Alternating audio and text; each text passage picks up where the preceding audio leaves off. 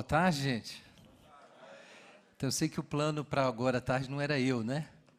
Mas quem não tem Ari, caça com Guilherme, né? Então, vamos embora. Irmãos, eu queria compartilhar com vocês um assunto que a gente tem tratado no Labri bastante, assim, nos últimos meses. É uma reflexão nova que surgiu. Na verdade, não tão nova assim. Eu acho que foi em 2011, né? Será que eu estou errado? Que a gente teve lá no Labri o Diego, o Stênio esteve lá, a Selminha estava lá também, e o Diego fez um videozinho que eu deveria ter falado no vídeo sobre a importância do músico cristão hoje, e eu falei de outra coisa. Mas, no fim, eles gostaram e o vídeo foi, né, para a rede. E eu falo lá, eu começo a dar um toque nessa questão que eu vou tratar hoje, que eu chamei de o salto na cultura contemporânea. Quem é mais lido provavelmente vai identificar aí, né, já que eu sou do Labri, uma relação com o que o Schaeffer falava, sobre o salto irracional. Ele trata disso no livro A Morte da Razão, num outro livro chamado Deus que Intervém, e ele fala sobre esse salto irracional na cultura moderna. O homem tentou dar significado para si mesmo sem Deus, não conseguiu, ficou num beco sem saída, e ele tenta compensar essa situação com o que o Schaeffer chama de salto irracional. Ele tenta ganhar significado em alguma experiência final, que pode ser as drogas, pode ser uma forma diferente de vida sexual e assim por diante. E, na verdade, a gente vem trabalhando dentro dessa tradição de reflexão no Labri já tem um tempo. E o que eu quero falar hoje eu quero fazer uma aplicação disso para a questão da identidade moderna. Então, o tema da nossa palestra é o paradoxo da identidade moderna e a espiritualidade cristã. E aí entra a questão do salto, como eu disse, né? Nós vamos falar sobre como é difícil para o homem moderno dar significado para si mesmo, e é onde a nossa fé entra, como resposta à condição da cultura. Mas o ponto central que a gente vai tratar é a identidade. É a questão do que o homem é. E eu quero enfatizar isso. Essa questão é central para a missão da igreja hoje. Se a gente tivesse conseguido ligar aqui, preparar a apresentação, a gente ia passar um vídeo, provavelmente não vai dar. Mas eu não sei quem já ouviu falar aqui de uma banda meio desconhecida, chamada Copacabana Club. Quem já ouviu falar de Copacabana Club? Então, realmente é desconhecida. Ou não totalmente, algumas conhecem. É uma banda de Curitiba, de música mais pop, assim, para festa, bem jovem. E eles têm um clipe que o título é... Então, acho que vai dar para a gente passar, né? O título é Just Do It. Será que dá para passar o vídeo? Ah, o vídeo não vai passar. Então, deixa para lá, então. Então, gente, eles têm você acha fácil isso no YouTube. É uma banda, na verdade, brasileira, né, apesar de ter esse nome, cantar em inglês. Mas é muito interessante esse clipe dessa banda. Tocou por um tempo na MTV, deu uma certa visibilidade, eles tocaram em shows por aí. Isso tem pouco tempo, deve ter uns 4 anos, mais ou menos, 3 anos. Mas eu fiquei muito impressionado com esse clipe, que reflete bem a perspectiva da juventude contemporânea. No clipe, o pessoal canta uma música assim, na verdade, não é só uma música bem dançante, a temática, o vídeo é bem legal, mas o que eles querem comunicar é que você pode se transformar e ser o que você quiser. O que você não pode fazer é se transformar, ou vestir uma roupa, ou mudar de cidade, ou fazer o que for, se não for autêntico. Essa é a discussão do clipe. Você pode fazer o que você quiser, desde que isso seja porque você sente, porque você pensa assim, e porque você gosta disso. O refrão fala exatamente isso, o refrão da música. Se você pensa assim, você gosta e você sente isso, então você pode fazer isso. E aí eles falam que você pode fazer tudo. Pode mudar de sexo, mudar de mulher, mudar de cidade, mudar de curso, mudar de roupa. A uma certa altura do clipe, você tem 2 atores trocando de roupa em alta velocidade, assim. O pessoal trocando de roupa. Muito, muito interessante o vídeo, o clipe, a construção da coisa toda. Então, assim, normalmente a gente passa esse vídeo e aí eu levanto a questão. O que nos trouxe a essa condição em que há essa ênfase tão grande na autenticidade? Porque o que está em jogo ali é isso. É que você pode fazer qualquer coisa, desde que seja autêntico. Esse é o ponto. Você pode fazer qualquer coisa desde que seja autêntico. O nível mais elevado de validação moral é a autenticidade. É isso que é importante. Você pode trocar de mulher. Change your wife, eles falam no meio do vídeo. Desde que seja porque você sente e porque você gosta. Você não pode fazer isso só porque você viu. Essa é a discussão do filme. Você não pode fazer isso porque você ouviu de alguém. Porque você viu na TV, porque isso foi ensinado para você na escola, que aí seria inautêntico, aí seria errado. Você pode fazer qualquer coisa, inclusive mudar o sexo e assim por diante, se você fizer porque você sente. É daí que tem, isso está numa forma estética, no caso do vídeo, né, é uma peça de cultura popular, de arte mais pop, mas a gente tem várias versões disso. Uma versão disso, por exemplo, que eu tenho visto no meio cristão, está crescendo bastante, é de que o que valida uma prática sexual é a autenticidade, é a mesma lógica, né? Então, isso está por trás da ideologia do consenso. O que é a ideologia do consenso na sexualidade? Se dois adultos consentem sobre o que eles vão fazer sexualmente, não tem problema. O que está por trás aí da ideia? É que a autenticidade valida ações morais. E esse é o único critério que a gente tem. Então, se as pessoas fazem aquilo autenticamente, beleza. Dos sinais de que o grau de secularização na comunidade evangélica é muito profundo hoje, é que quando você conversa de forma honesta, sem crise, com cristãos mais jovens sobre, por exemplo, ética sexual, quase invariavelmente eu ouço essa pergunta. O pessoal responde assim para mim: mas Guilherme, se as pessoas concordam, por que é errado? O que me chama a atenção nessa pergunta não é tanto o fato, quer dizer, também isso, né? Claro, o fato do pessoal levantar dúvidas sobre a ética sexual bíblica. O que chama a minha atenção são os padrões de pensamento. É que o jovem cristão não tem outras categorias. Ele não tem outras categorias. E muitos de vocês talvez estejam fazendo essa pergunta. Espera aí, mas se dois adultos consentem, como você pode dizer que aquilo não pode ser feito? Além de me apontar um versículo bíblico. O que tem errado nisso? Mas eu só estou apresentando uma ilustração. Na verdade, isso que tem nesse vídeo, eu recomendaria muito, porque eu acho ele muito emblemático, o Just Do It. Eu acho que tem algo mais profundo em jogo aí, que é a forma como o homem moderno vê a si mesmo. E agora a gente vai dar um passeio, como eu gosto de fazer, lá atrás, lá no passado, né? Essa ideia, que é uma característica da modernidade, esse ideal de personalidade livre e autônoma como um princípio central para a existência, isso foi enunciado lá atrás, há muito tempo, mas uma das formulações clássicas que a gente tem disso está no século XIX. Foi um filósofo bem conhecido, chamado Hegel, e eu vou fazer uma citação aqui, na verdade, por um filósofo cristão discutindo as ideias do Hegel. Então, vou começar com a citação dele. Ouça bem isso que eu vou dizer. O princípio do mundo moderno é a liberdade da subjetividade. O princípio de que todos os fatores essenciais presentes no todo intelectual direcionam-se para ele no curso de seu desenvolvimento. Nesse princípio, toda externalidade ou autoridade é superada, pois este é o princípio e também não mais que o princípio da liberdade do espírito. Gente, isso é muito importante para entender o que é ser moderno. O que significa ser uma pessoa moderna, no sentido da cultura contemporânea? Significa você acreditar que o homem, a vocação do homem é ser senhor de si mesmo. Isso é o princípio da modernidade. Ser senhor de si mesmo não é necessariamente um sentido pejorativo, não, tá? Vamos pensar na nossa tradição cristã. Quem é Jesus Cristo? Jesus Cristo, desse ângulo, é um cara que é totalmente senhor de si. O que ele faz não é resultado de pressão da cultura, de pressão dos seus desejos.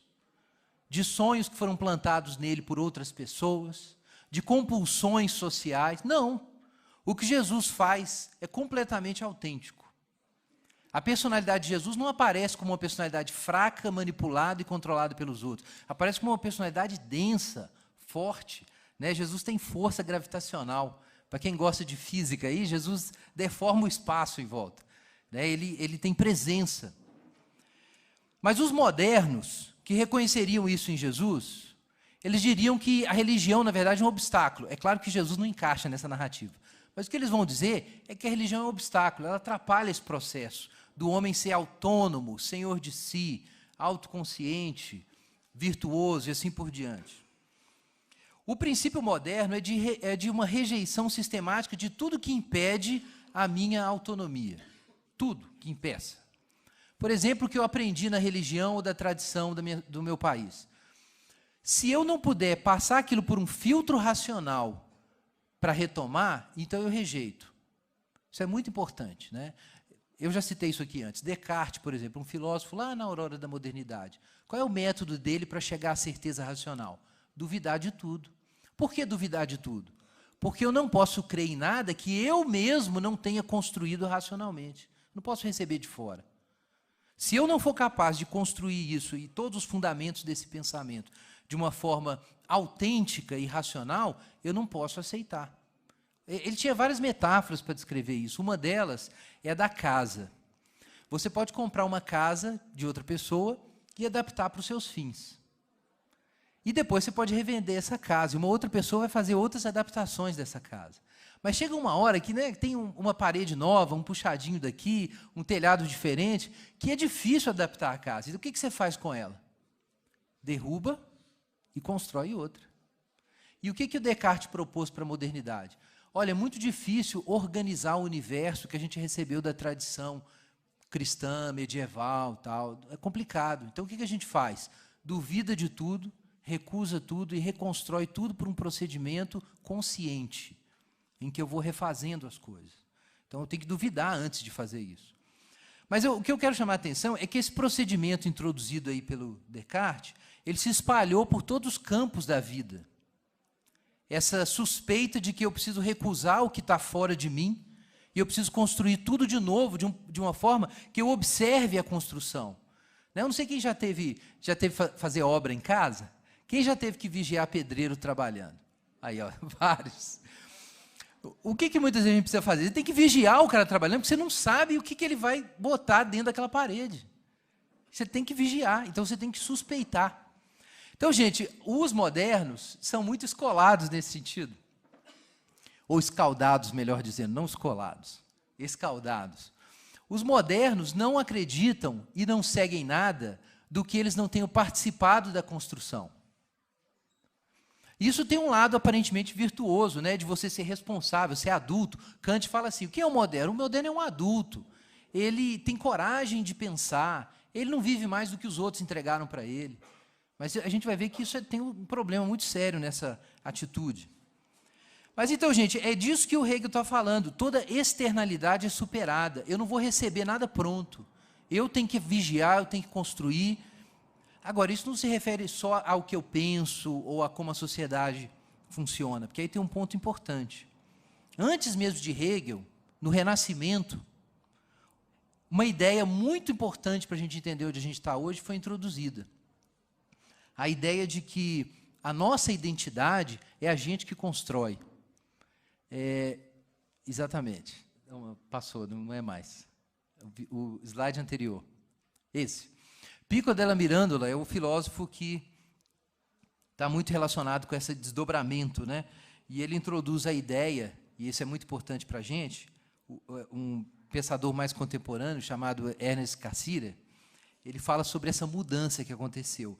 Até a Idade Média, ali, até a aurora do Renascimento, século XV, o pessoal entendia que o que um ser faz é resultado da sua essência.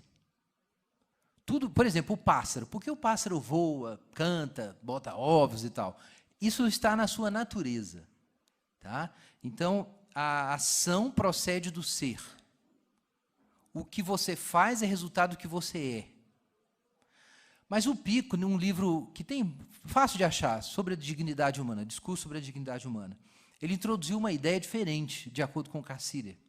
Mas eu não vou fazer a citação do Pico inteira aqui, porque não é o caso, mas o que ele propõe, na verdade, é o seguinte, é que, diferentemente de outras criaturas, que já têm seu ser fixado, o homem atribui a si mesmo a identidade. O homem que diz quem ele é. Então, de acordo com esse pensador, Cassirer, um europeu, aconteceu nesse momento uma inversão de ser e ação. Na antiguidade, o pessoal achava que a ação é resultado do ser.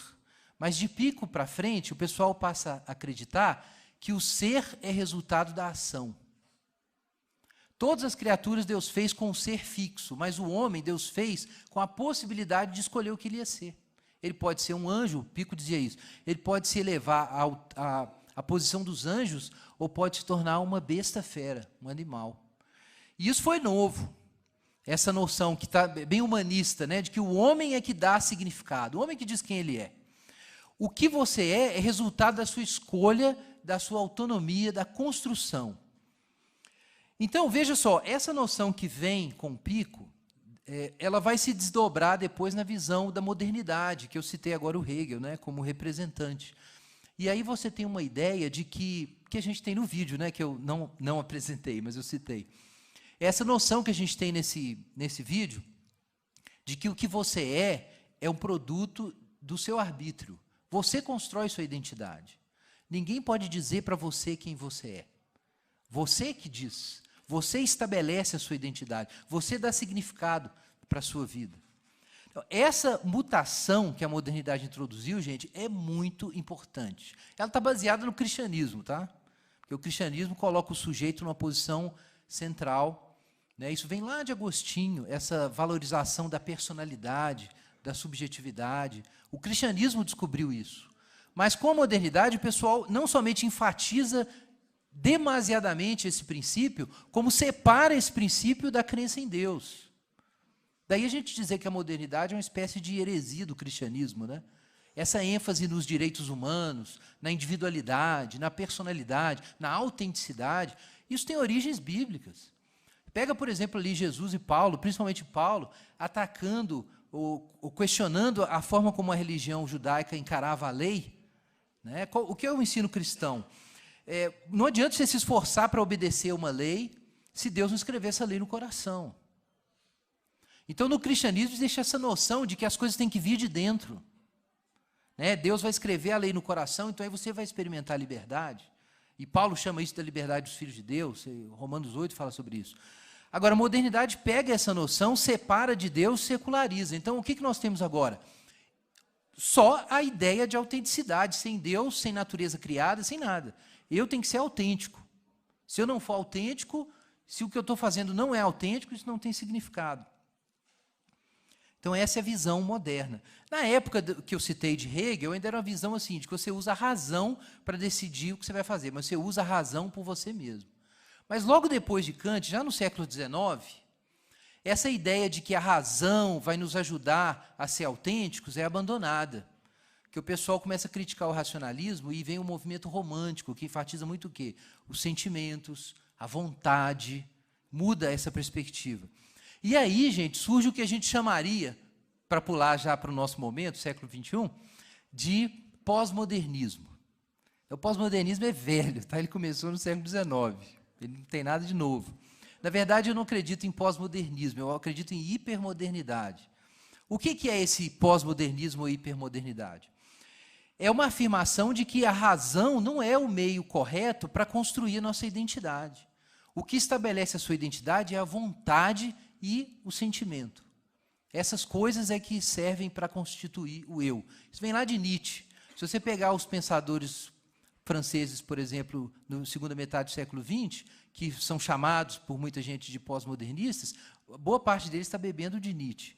E Nietzsche falava isso, que existe autonomia, mas a autonomia não é seguir uma lei racional, como os antigos pensavam, como os filósofos modernos pensavam. A autonomia é o homem impor sua vontade no mundo. Isso é autonomia. Não tem que dar uma razão, tem que ser autêntico. Não tem que dar razão. Você tem que impor sua vontade no mundo, projetar isso no mundo. Então, isso é a vontade de poder. E aí, claro, nisso toda a moral cristã vai sendo recusada, né? Então, gente, quando nós chegamos aí no movimento romântico, início, no final do século XIX, nós temos as raízes do que a gente chama de princípio hipermoderno, que é o princípio da autenticidade pura. Por que eu citei aqui e não expliquei? Porque eu acho que não existe modernidade e pós-modernidade. Porque, embora a modernidade enfatize a razão e a pós-modernidade enfatize a particularidade e a subjetividade no nível emocional, né, e a vontade, as duas pontas do movimento, gente, têm o mesmo, estão cantando, por assim dizer, no mesmo tom. Qual que é a nota que a modernidade e a pós-modernidade apresentam? O princípio da autenticidade pura. Essa é a nota central, que une modernidade e hipermodernidade. Autenticidade pura. Só é válido e só tem significado o que expressa o que eu sou, ou o que eu quero ser, melhor dizendo. Porque eu posso construir minha identidade nesse processo. Agora, gente, esse processo, ele não vai dar certo, né, por uma série de razões, ele tem uma série de problemas, nós vamos falar sobre isso. Mas esse processo de crescimento do sujeito, da subjetividade, da afirmação de si no mundo, que começa no Renascimento e até a gente chegar agora na condição hipermoderna, ele leva a um esforço extremo de afirmação de si. Então, esse esforço se mostra na cultura individualista e atomizante que a gente conhece hoje, nas narrativas de realização pessoal baseadas na realização individual, no que o indivíduo faz. Então, isso aparece na literatura, aparece na novela, aparece como uma jornada identitária, né? Eu falei de Kant e Nietzsche, pode passar para o próximo. Quem conhece isso aí? X-Men. A gente precisa dar mais atenção para esses ícones da cultura pop, gente. O que é a história de X-Men? É a história de indivíduos que, de alguma forma, têm uma série de habilidades, uma série de capacidades excepcionais. Veja que o que se enfatiza aqui é a singularidade. Cada um tem poderes diferentes. Então, cada um tem essas qualidades, mas eles têm um dilema. A série toda de X-Men trata de um dilema. Qual é o dilema? É que o sistema não me aceita na minha particularidade. E há duas formas diferentes de lutar contra isso, mas todos estão lutando contra isso. Veja que interessante, existe um sistema que não deixa que eu seja um indivíduo que vai expressar o que eu quero expressar de mim. Eles têm, inclusive, a oportunidade de alterar a sua natureza, numa determinada parte, né, da história, né, da série de filmes, e aí tem toda uma discussão se eles devem fazer isso ou não. Tal. Mas o que eu quero chamar a atenção dessa série é que o tema dessa série é o quê? Autenticidade. Eu posso ser, sei lá, Wolverine ou não. Eu posso ser uma pessoa esquisita, eu vou para uma escola diferente, que tem um mentor lá, mas eu posso ser assim ou não? Então, essa é a temática dessa série, né, X-Men. Tem outras séries de filmes, né, na cultura popular que falam disso. Por exemplo, a trilogia Bourne. Quem já ouviu falar do Jason Bourne? Aí, o pessoal conhece, né? Depois de Jason Bourne, 007 foi para o bolso, né? Jason Bourne é o cara. Qual é a narrativa da trilogia Bourne? É a narrativa identitária. O criador da novela original, esqueci o nome dele agora, na novela original, escrita, no romance, no primeiro volume da história, o Bourne já descobre a identidade dele. O segundo e o terceiro não tratam mais de identidade. Mas os criadores da história para Hollywood alteraram a narrativa para que fosse ela inteira uma descoberta de si.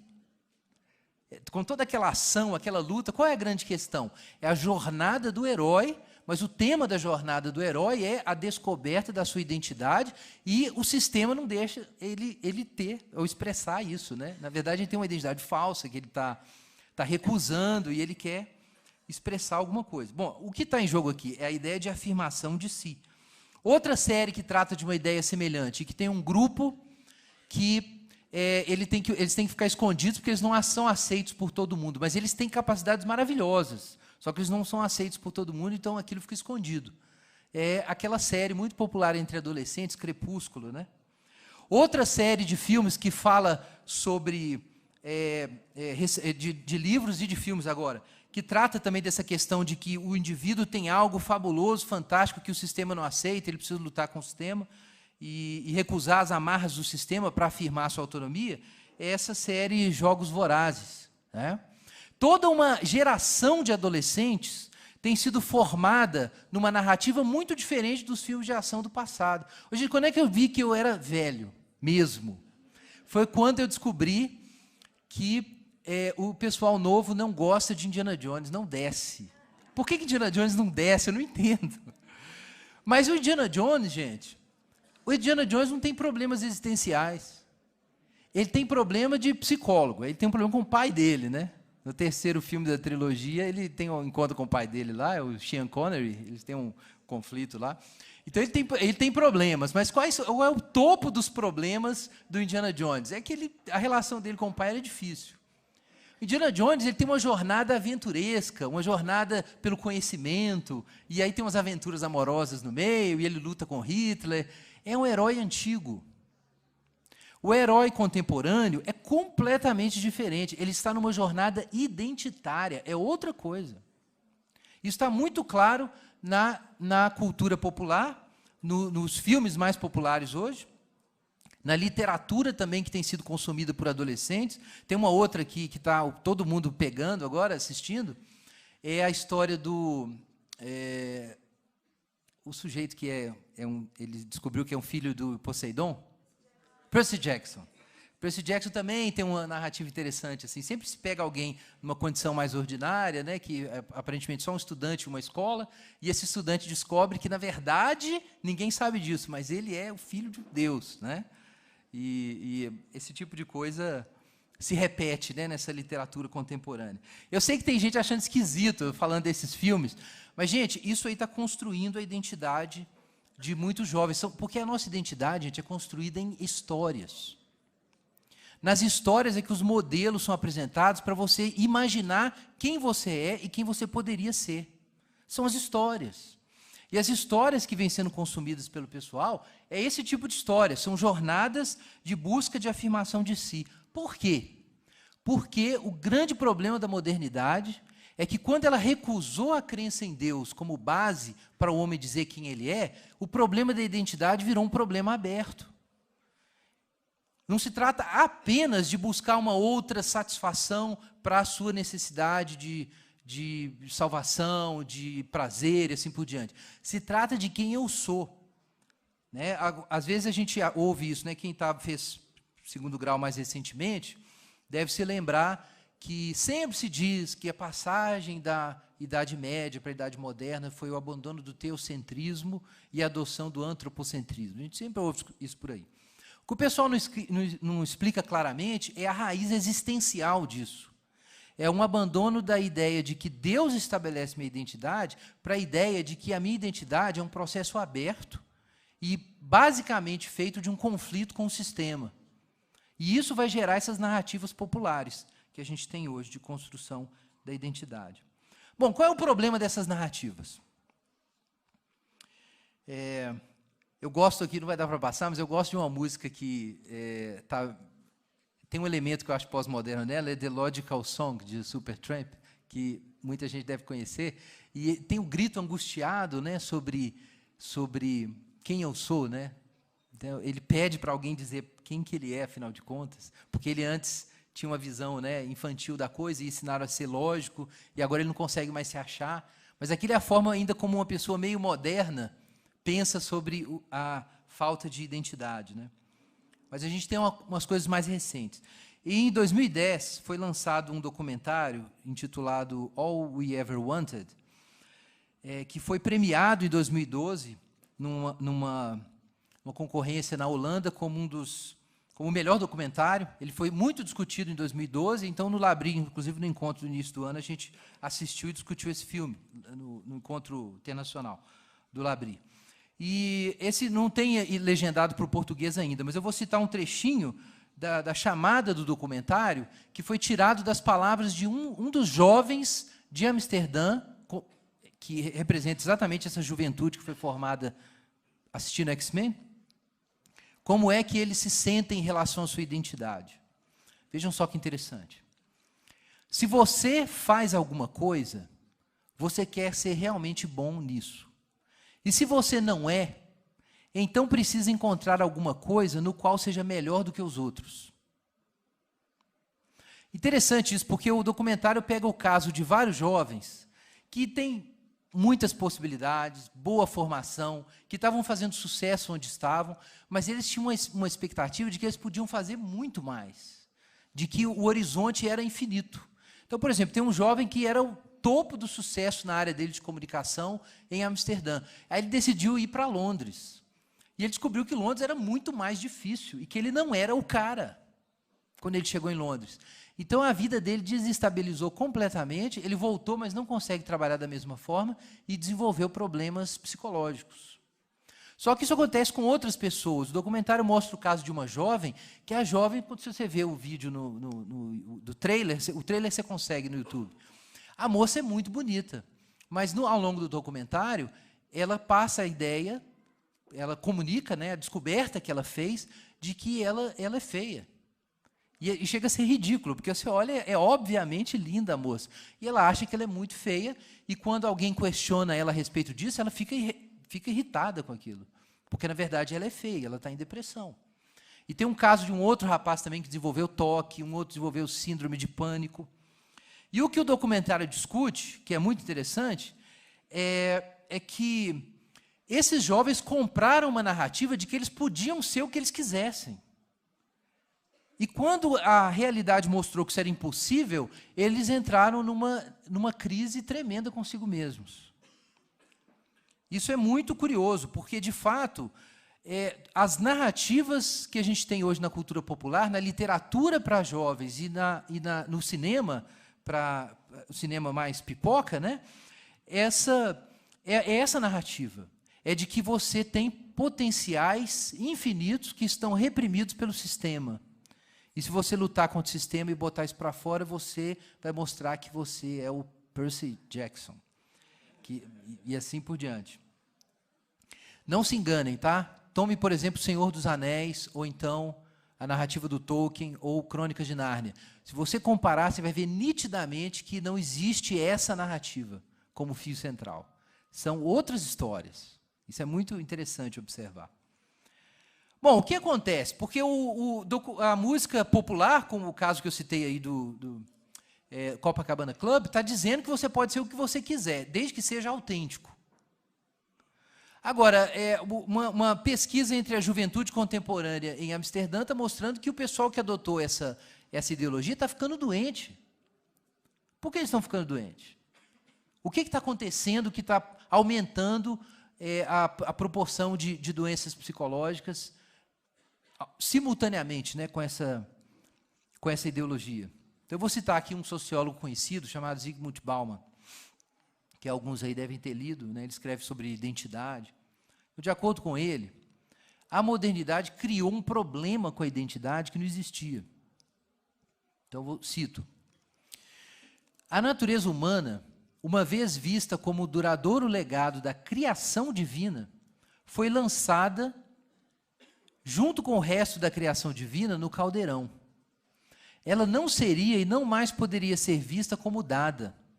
Ao invés disso, ela foi transformada em uma tarefa que cada homem ou mulher não tem escolha, senão encarar e realizar da melhor forma possível. A modernidade substituiu a determinação da posição social por uma compulsiva e obrigatória autodeterminação. Então, o Bauman fala sobre isso. Por que a gente está tão doente? É porque cresceu diante de nós uma conclusão que não estava clara na aurora da modernidade. É que se Deus não diz quem eu sou, eu tenho que criar quem eu vou ser. Eu tenho que estabelecer. Mas qual é a descoberta? É que essa é uma luta impossível. Tome o caso, né, que eu citei do X-Men, da série X-Men. O que você tem? É uma agonia, ou uma agonística, para usar o termo próprio, de uma batalha constante do indivíduo. Aqui é para crianças, né, gente? Isso aqui é hipermodernidade para crianças. Quem tinha filho pequeno recentemente, seus filhos estavam aprendendo essa narrativa da modernidade assistindo esse desenho animado quando você estava trabalhando. E aí esse desenho animado estava ensinando para eles que a vida é feita de um conflito com o sistema em que eu construo a minha identidade de forma particular. Eu posso me associar com os outros, mas qual que é a marca? Cada bicho é diferente do outro, né? Então não existe uma coisa nesse sentido maior, né, que compartilhada. Cada um tem que lutar para se afirmar dentro do sistema. Cada um precisa batalhar para se afirmar. Então essa narrativa de uma luta, um negócio como o mito de Sísifo, né? Essa luta constante para você afirmar sua identidade, lutar com o sistema, isso nunca acaba. Na verdade, isso está por trás de muita doença que a gente está vivendo hoje no nível psicológico. Agora, qual é o resultado disso, então? Como que as pessoas lidam com esse impulso, né, que você tem que se reinventar? Inclusive, no mundo empresarial também se diz assim, né, que o profissional tem que se reinventar constantemente, né? Então, é a pressão do sistema. O sistema vai dizer, olha, você precisa sobreviver, então você tem que lutar. E aí todo mundo entra no discurso e luta. Mas o que acontece? A incapacidade de ser alguém, ou de ter certeza sobre quem você é, ou de ter sua segurança sobre sua identidade estabelecida, vão levar a essa luta constante e um tremendo esforço de criação de imagem.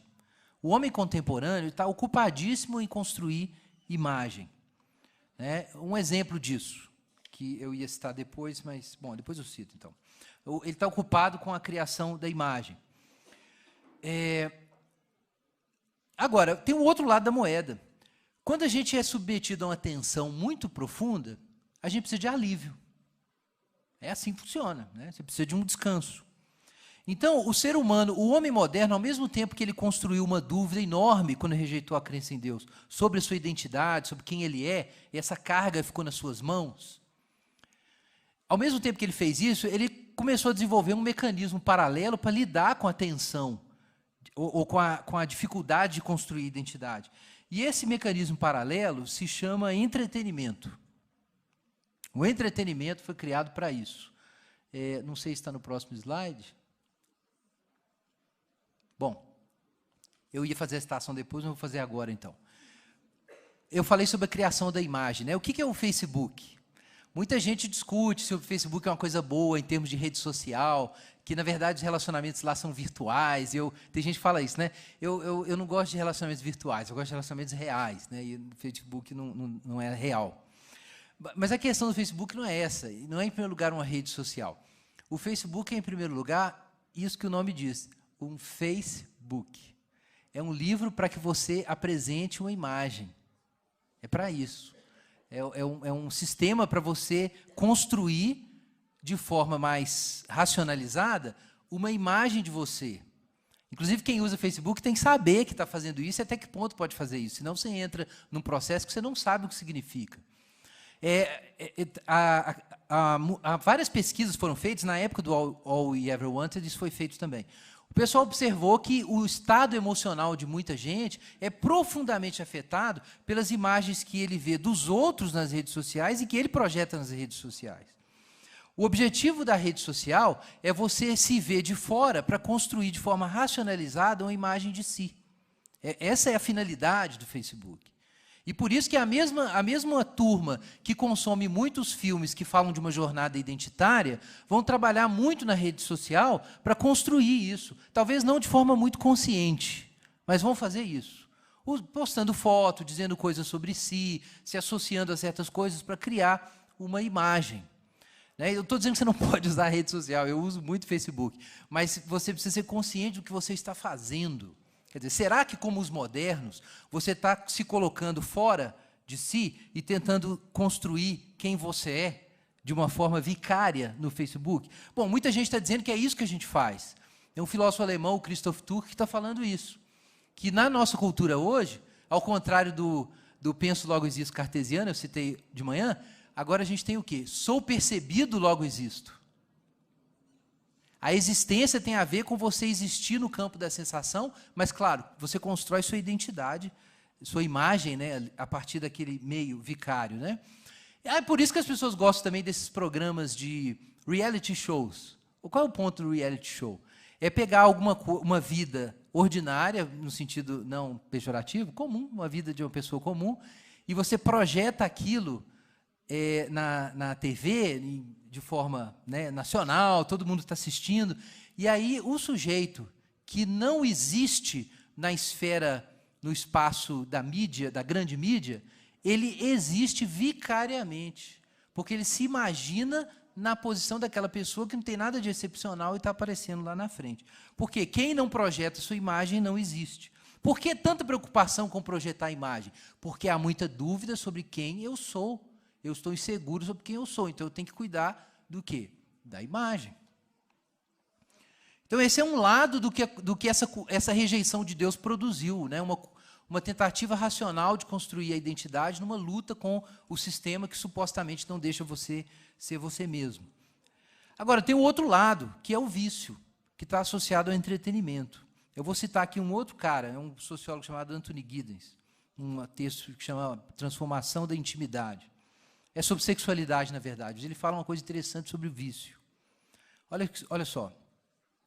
A experiência do vício é um afastamento do eu, um abandono temporário daquela preocupação reflexiva com a proteção da autoidentidade, genérica à maior parte das situações da vida cotidiana. Então, eu tenho um amigo nosso lá do Labri, o Cacá, ele trabalha com moradores de rua, com recuperação de pessoas em situação de risco, mas principalmente envolvidas com drogas e tal. E ele sempre fala isso, ele diz que o problema da pessoa que é viciada em crack, por exemplo, em drogas, o problema não é, em primeiro lugar, a droga, o problema é ele. A grande questão é ele. Como ele não se aguenta, ele precisa da droga. Então, enquanto não trata isso, não adianta você... Aí tem a luta química, né? Mas fora da luta química tem o desejo de esquecer de si mesmo, que é o que o Giddens diz aqui. Agora, veja o que ele faz, isso é muito interessante, para a gente entender o que está acontecendo no mundo hoje. O vício deve ser compreendido em termos de uma sociedade em que a tradição tem sido abandonada, tem sido mais abandonada do que jamais foi, em que o projeto reflexivo do eu, quer dizer, a tradição não diz quem eu sou, eu digo quem eu sou. O projeto reflexivo do eu assume uma importância especial. Quando grandes áreas da vida de uma pessoa não são mais compostas por padrões e hábitos preexistentes, o indivíduo é obrigado a negociar opções de estilo de vida. E, além disso, e isso é crucial, tais escolhas não são só aspectos externos ou marginais da atividade do indivíduo, mas definem quem o indivíduo é. Em outras palavras, as escolhas do estilo de vida constituem a narrativa reflexiva do eu. Quer dizer, o que ele está dizendo é que o homem contemporâneo, o homem moderno, está muito ocupado em decidir quem ele vai ser. Então, todas as decisões dele passam a girar em torno disso, da construção da sua identidade. E aí, qual é a conclusão disso? Todo vício é uma reação defensiva e uma fuga, um reconhecimento da falta de autonomia que lança uma sombra sobre a competência do eu. Bom, o que ele está dizendo? Eu vou traduzir isso de forma simples. Se você está muito tenso e em dúvida, e cansado da carga de dar identidade para si mesmo o tempo inteiro, você vai ter que ter um momento em que você se esquece de si. Quando você dorme, por exemplo, o que é dormir? Não é, de certa forma, você colocar a si mesmo de lado? Né? Você se desliga, se desconecta. Né? Você não tem que carregar o seu corpo, não tem que tomar decisões, não tem que fazer nada disso. O vício é uma forma distorcida e artificial de fazer isso. Né? Você está muito cansado de você mesmo, então você vai beber. Você está muito cansado de você mesmo, então você vai para a droga. Agora, existe uma coisa que não é exatamente o vício, mas que a sociedade moderna construiu, uma coisa um pouco mais sadia, aparentemente, para lidar com essa tensão do eu. E essa coisa é o entretenimento. O entretenimento é uma forma menos perigosa de você se livrar de você mesmo. Então, você tem uma luta para afirmar a si mesmo durante a semana. E o que você faz para se livrar de você por um pouquinho? Você vai para a balada, no final da semana. Ou então você pega o fim de semana inteiro e vai assistir filme.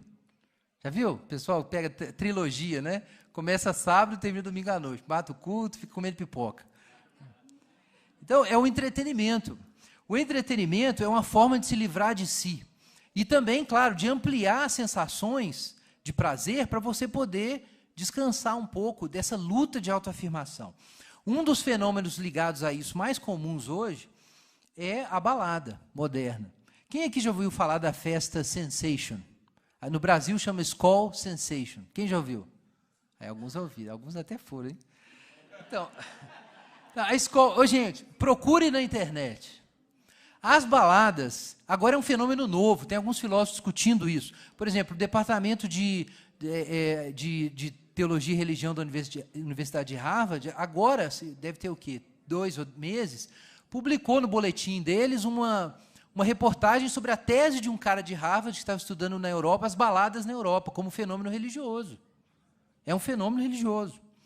São as megafestas, ou neofestas, que são festas gigantescas, com muita luz, muita música, muita gente bonita, em que as pessoas têm uma experiência de estática, é uma experiência de perda completa da consciência de si, né, na medida que elas são envolvidas naquele sistema, né, naquelas músicas, naqueles sons, e é muito legal, tá? Estou falando sério, é legal mesmo, você vê, bom, pelo menos, talvez os mais antigos não vão achar tão legal assim, mas dá uma olhada, Sensation, tem outras festas, tem várias festas, né, o Creamfields e outros aí, mas essas festas, a neofesta, o que é interessante disso, é que elas têm narrativas.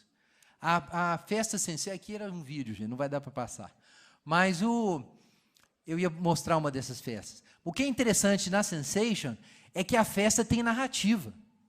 Então tem um sujeito que começa, é uma voz assim profunda e uma coisa meio misteriosa, né? Não, mas isso aí é só o... Bom, pode ir passando a imagem, né? Mesmo sem áudio, não tem problema. Então, durante a festa, tem um narrador que começa a falar sobre a experiência mística que o pessoal vai ter. Uma experiência de união cósmica de todo mundo ali, por meio da música eletrônica, que é um meio de comunhão, e todo mundo vai de branco, né? Essa aqui é a Sensation Inner Space. Tem as mulheres lá na frente, assim, vestidas de forma bem sensual, mas como sacerdotisas, preparando. Bom, acho que não vai rolar o som, não. Eu acho melhor não colocar, não, porque se não tem uma capacidade de processamento maior, a música fica picada. Então, acho que não vai passar, né? Mas eu não sei quem já viu, é fabuloso, é superprodução. Mas por que eu estou citando aqui a Sensation? Eu acho melhor cortar, senão ninguém vai prestar atenção em mim mais.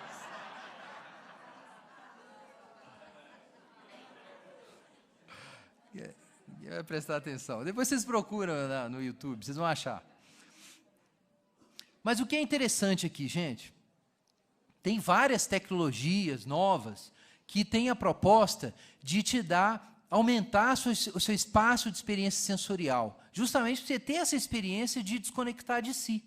Então, a gente tem, por exemplo, cinema e televisão 3D, telas grandes, né, a experiência do home theater, jogos interativos, né, games interativos. Bom, eu citei o caso da Neofesta, a Megafesta, que é um banho de gente, na verdade, né? Há vários processos aí relacionados com isso, com a questão dos esportes radicais também, a necessidade de você ter experiências sensoriais fortes. Por que isso? Gente, Pascal tinha dito no século XVII que a modernidade, o homem moderno, o homem contemporâneo, ia fugir de Deus por meio do entretenimento. Pensa nisso, Pascal tinha falado isso já. E a gente chegou nesse momento em que a sociedade, ela não esconde que a questão da afirmação de si é um problema seu, você tem que construir sua identidade, lutar com o sistema e tal. Essa carga é impossível de carregar, começa a ficar todo mundo doente da cabeça. E aí como que a gente trata com isso? A gente pula no entretenimento.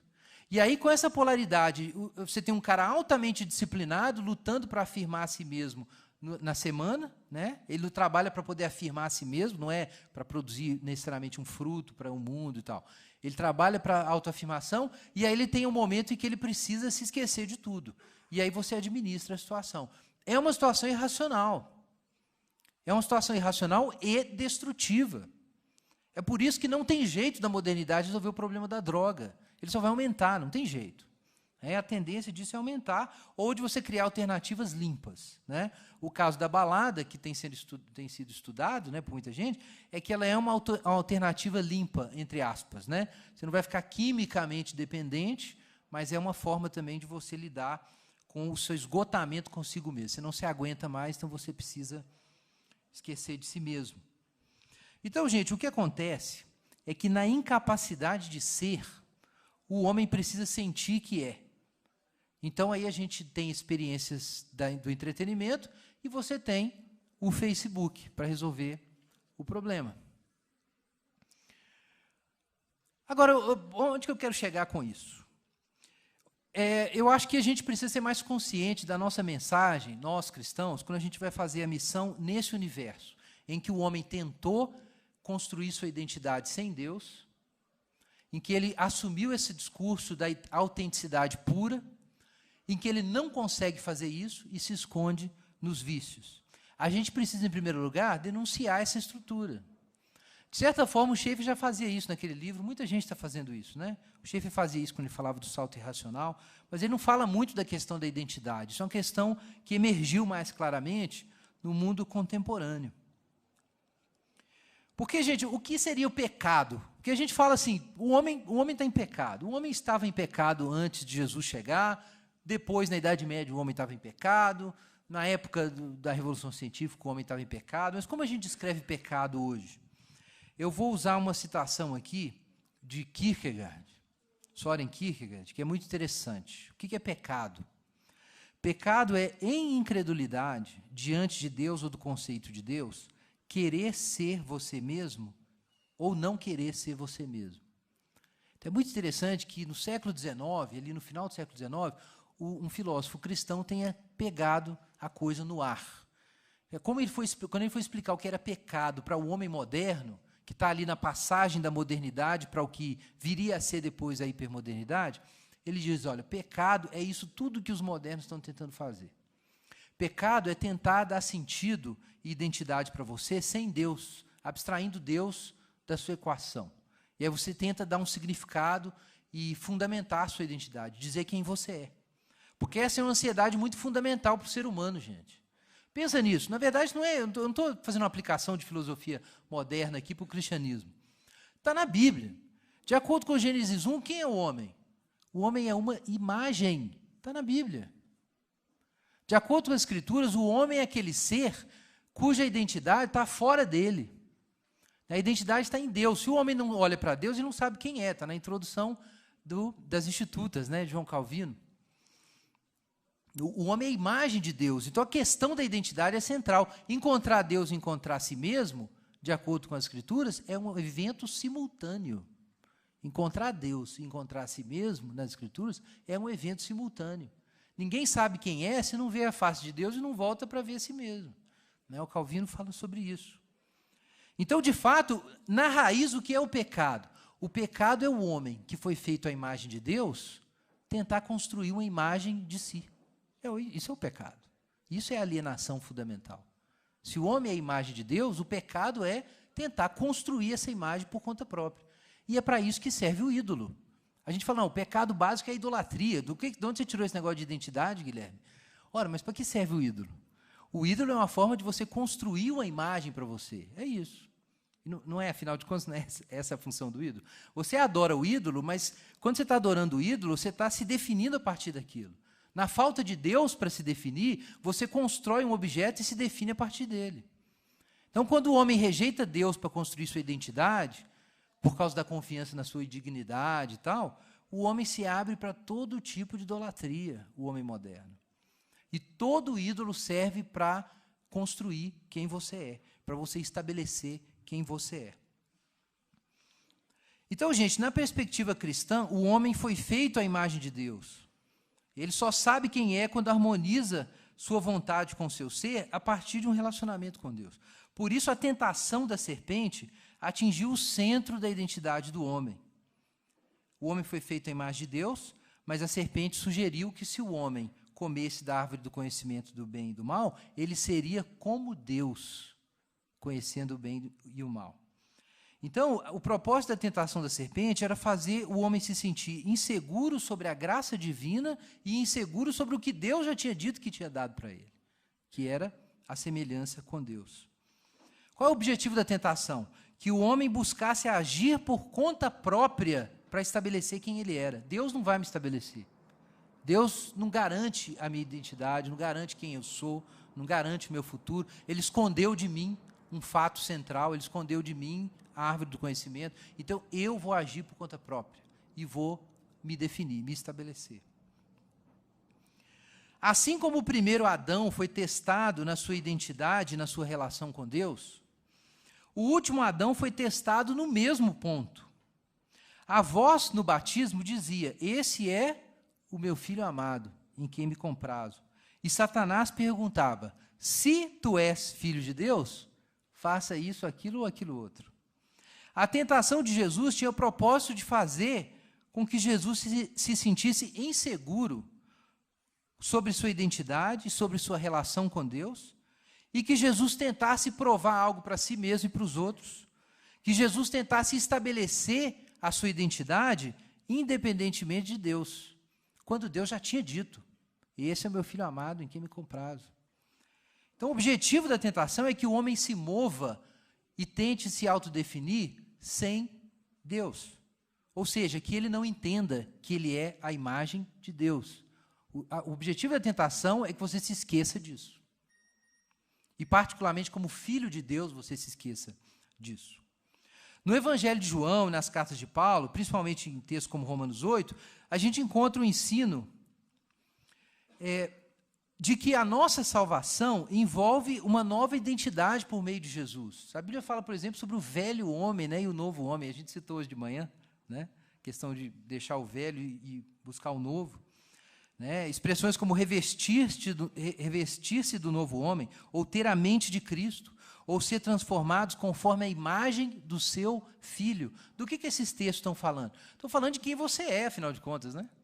Quando se fala de ser transformado à imagem de Jesus, falando de identidade. A nossa adoção pelo Pai por meio de Jesus tem que ser o círculo interior da nossa identidade, aquilo que nos define mais essencialmente. Aí vem o resto.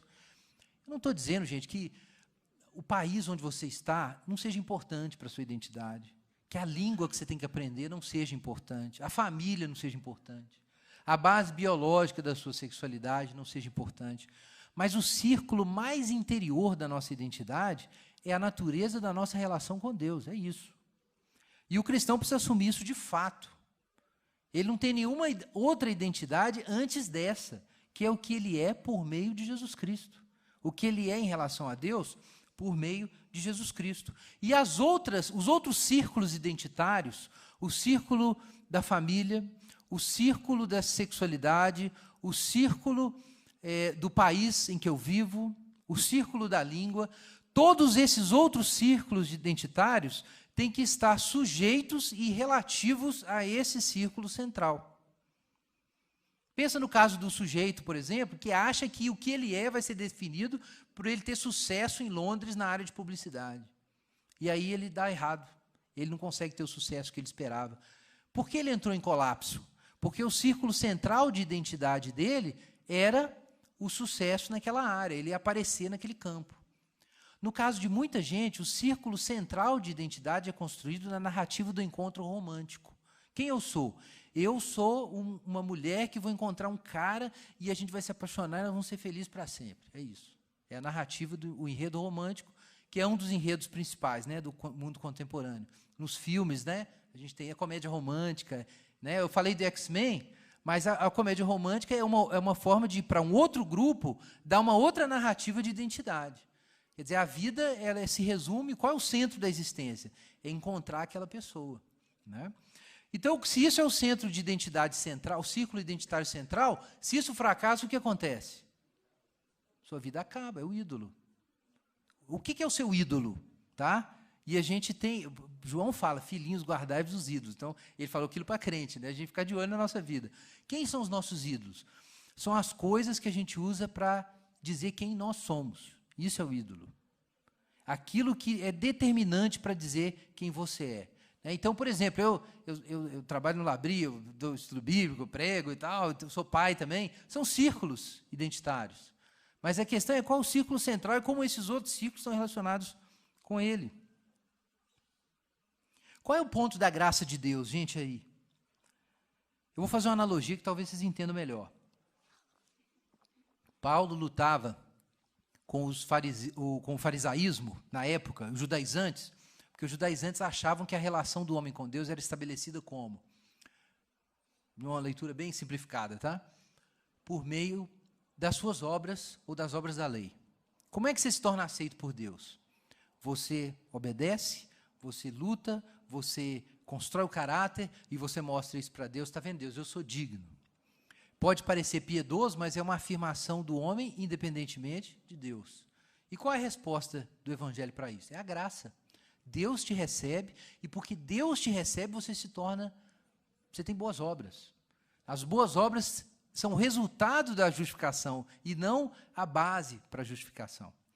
O que seria a mensagem da graça para o mundo contemporâneo?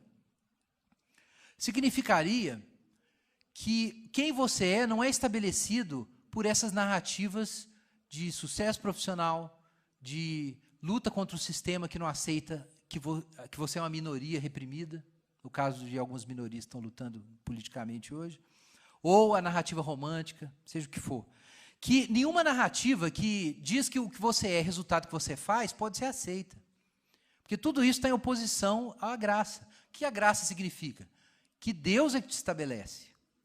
Eu vou citar aqui a definição de fé de Søren Kierkegaard, que eu citei a definição de pecado, né? Definição de fé. Ser você mesmo e descansar transparentemente em Deus que te estabeleceu. Então, o que é salvação pela graça na veia da modernidade? É o seguinte, enquanto você acha que é você que constrói sua identidade, você está tentando ser salvo pelas obras. Isso é salvação pelas obras.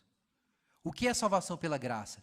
É você estar seguro de quem você é por causa da sua relação com Deus e você relativizar e reorganizar as outras coisas em torno desse centro.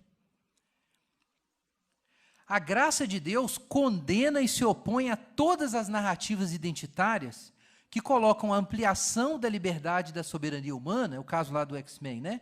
Como fundamento do que nós somos como seres humanos. Toda narrativa identitária que faz isso está em oposição ao Evangelho da Graça. Por que isso é tão sério para nós? Porque eu tenho descoberto, irmãos, e talvez alguns confirmem isso, que no contexto cristão, eu percebo duas coisas. A gente fala, num contexto secular, você fala assim, olha, você é salvo pela graça, não é pelas obras. E o sujeito olha para você e fala assim, do que você está falando? Eu nem estou tentando ser salvo. Que negócio é de salvação pelas obras? Gente, o discurso da salvação pelas obras funcionou numa época em que a gente tinha uma hegemonia católica na mente das pessoas, e aí você podia questionar essa prática no catolicismo, do cara confiar nas suas obras para ser aceito por Deus. Até mesmo no catolicismo começou a mudar em alguns círculos isso. No meio evangélico está meio confuso agora. Mas acontecia isso. Agora, o homem moderno, ou hipermoderno, ele não está tentando ser salvo pelas obras. Ele está tentando ser alguém pelas obras. Essa é a linguagem dele, é assim que ele fala e é assim que ele busca, e esses são os filmes que ele vê, os heróis que ele adora fazem isso. Tá? É isso que esse homem contemporâneo está fazendo. Ele quer afirmar sua identidade, ele está lutando pela sua identidade. Né? Isso está, inclusive, por trás, em parte, do movimento LGBT hoje no mundo todo, e de outras vanguardas aí que estão bem lutando em torno disso, né? Como o feminismo contemporâneo, o feminismo hipermoderno. Está muito ligado a esse procedimento. O que significa graça nesse contexto? Significa alterar a relação que o homem tem com Deus na construção da identidade. Então, eu estava falando sobre o contexto evangélico. O que eu tenho sentido é que muitos cristãos, eles estão ali na igreja buscando uma experiência forte com Deus. E muitas vezes estão buscando mesmo uma experiência forte com Deus. Mas eles constroem a sua identidade na mesma lógica de um incrédulo. Ele espera que ele vai ser alguém, na verdade, no mundo, seguindo os padrões seculares de vida de trabalho, de projeção de uma imagem artificial e assim por diante. Eu tenho percebido muito isso por aí. Que o modo como o cristão constrói a sua identidade, o seu senso de segurança, como ele se estabelece, é indistinguível do modo como o incrédulo faz isso. Então, como é que ele se relaciona com a religião, já que ele vai na igreja? A religião tem para ele a mesma função que a balada tem para o incrédulo. É o escape do entretenimento. Para ele ter um alívio da carga de tentar ser alguém no mundo secular. Então, muita gente está indo para a igreja, tem igrejas que tem muita gente lá, mas a forma como essas pessoas constroem a identidade não é através do discurso que ela está recebendo da igreja. A igreja tem uma função paralela à balada, porque ela ainda confia que a identidade dela vai ser encontrada ou na relação, no enredo do encontro afetivo, ou no enredo da vitória profissional. E é ali que funciona o negócio. E daí essa relação, às vezes, meio doentia, que a gente não sabe por que essa relação está aí, de muita gente só entender a religião como uma experiência epidérmica, uma experiência emocional forte. Isso é muito sério. Todo mundo que se relaciona com Deus e com a religião como uma forma de ter uma experiência emocional forte, na verdade ele está fazendo isso porque está fugindo de alguma coisa. Ele está fugindo de quê? Ele está fugindo da carga de si. Por que ele tem uma carga com relação ao si? Porque ele tem um ídolo. Porque ele está construindo a identidade por seu próprio esforço. Bom, eu acho que isso não seria uma grande questão aqui para os irmãos, os músicos daqui, mas eu acho que a gente tem que pensar nisso. Eu não estou dizendo que todo entretenimento é errado, mas seria muito ruim que a arte cristã se tornasse, à semelhança de boa parte da arte pop secular, se tornasse uma forma de contrabalançar esse esgotamento do homem moderno consigo mesmo. Não pode ser só para isso. Não é só para dar um alívio emocional para quem está lutando com seus ídolos e não consegue resposta, e aí busca esse alívio. Ela não pode participar desse negócio. A função da arte cristã não pode ser mais um entretenimento dentro do sistema hipermoderno. A igreja, inclusive, não pode ser mais um entretenimento ou uma fuga de si dentro do sistema hipermoderno, de construção da identidade pelas próprias obras. Não pode, ela só vai fazer sentido se fizer parte de uma narrativa diferente, que é a narrativa da graça. A narrativa da graça diz o seguinte: você não é salvo pelas obras, você é salvo para as boas obras. Não é assim que está lá em Efésios? Pela graça sois salvos mediante a fé. Isso não vem de vós, é dom de Deus, não vem de obras para que ninguém se glorie. Mas o que diz depois? Pois somos feitura sua, criados em Cristo Jesus para as boas obras que Deus preparou para que andássemos nelas. Então vamos lutar profissionalmente, vamos encontrar o amor, você vai encontrar o amor da sua vida, você pode fazer um monte de coisa, desde que tudo isso seja o resultado da graça de Deus na sua vida e não uma forma de tapar o vazio da idolatria.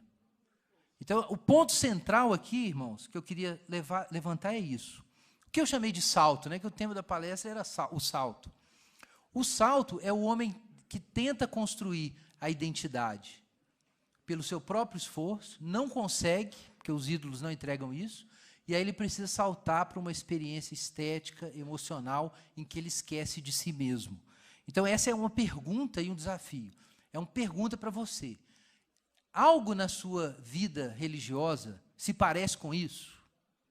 Porque você pode confessar Jesus, ir para a igreja, cantar e tudo mais, mas se a religião para você é essa compensação viciosa, quando você constrói sua identidade, na verdade, no seu projeto de carreira, o seu centro identitário é esse, ou então é a sua realização sexual, ou então é o seu cônjuge, então você ainda não está no cristianismo. Isso não é o cristianismo. Isso é o paganismo hipermoderno. Ele funciona assim, ele é polar. E esse é o salto. Então, qual que seria a resposta? Para o cristão não pode haver salto. Não pode haver esse salto, essa fuga. Né? A questão para nós é diferente. Se a nossa identidade está estabelecida em Deus de fato, se a gente entende que a gente é feitura dele e o que a gente está estabelecido, então a gente pode usar Facebook, pode trabalhar, pode fazer tudo, mas tudo isso vai ser o resultado da graça na nossa vida e não uma tentativa da gente se salvar pelas nossas obras. Vamos orar sobre isso, gente?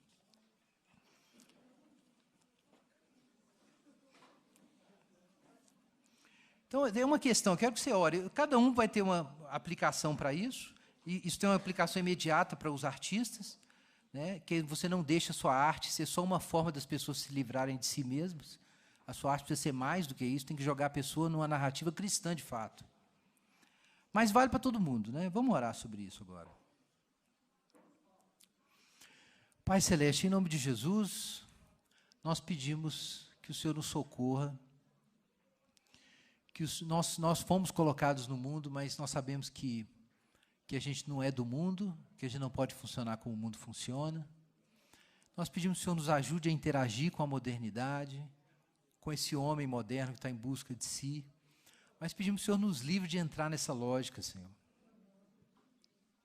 Pedimos que o Senhor nos livre desse desespero, de acreditar que é a gente que estabelece nosso significado, nossa vida, nosso destino, nossa segurança. Pai, nós pedimos que o Senhor quebre também os nossos ídolos, Pai.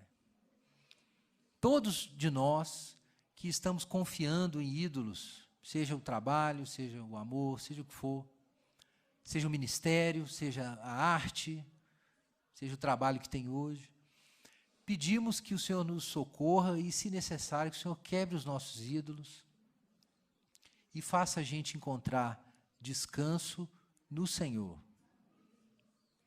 E pedimos que o Senhor nos ajude também a comunicar essa mensagem, comunicar o Evangelho, a gente ajudar as pessoas a perceberem quão terrível é esse caminho de buscar se estabelecer sem o Senhor, quão irracional isso é. Mas pedimos também que o Senhor nos livre também nisso, Pai, de fazer a nossa arte, ou a nossa adoração, ou o nosso lazer, como uma fuga, Pai. Que seja realmente um descanso e não uma fuga. Em nome de Jesus nós pedimos que o Senhor nos livre de ter essa relação doentia com o lazer, com o descanso, que a gente tenha isso, mas da forma certa, com a atitude de gratidão, como celebração, e não como fuga de nós mesmos, Pai. Que a gente se saiba seguro e escondido no Senhor. Em nome de Jesus nós oramos.